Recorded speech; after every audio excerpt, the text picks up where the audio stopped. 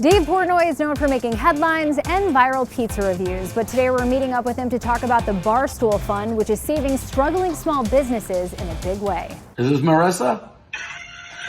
For people who may not be familiar, what is the Barstool Fund? I went on a rant when indoor dining was shut down again in New York City, and it was basically like, how are bars, restaurants going to survive? They've already been pushed to the limit. And then I was challenged, like, put your money where your mouth is, which I did. So I put in $500,000 of my own money. And we said, if you're a small business, restaurant, whatever, that needs help to basically bridge the gap till we open up again, reach out. And then simultaneously, for our readers, I was like, hey, donate, we need money. And then I kind of like Twitter shamed some of my richer friends. And that's how it was launched, Barstool Fund. Obviously, you knew that restaurants were going to apply. That's like a big part of your audience. What other kinds of businesses have really surprised you coming to you for help? I guess like dry cleaners. Nobody's going to work.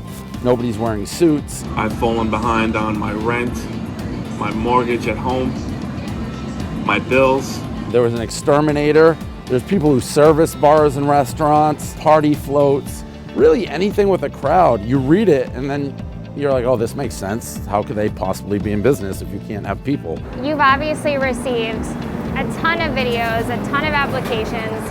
Which ones have kind of hit you the hardest? The ones that stick out to me are almost the ones like that we get the reaction of the family, like telling, there's two that they tell the dad, and the dad didn't know and they just break down and cry. Have you cried ever from any of them? I'm not close to crying. It just makes me feel good. You'll sometimes see me weirdly, like I'm almost getting like tingles. I'll rub my shoulder and I will hang up and I'll like look at the guy recording. I'm like, how awesome is this? Like we're actually making such a difference.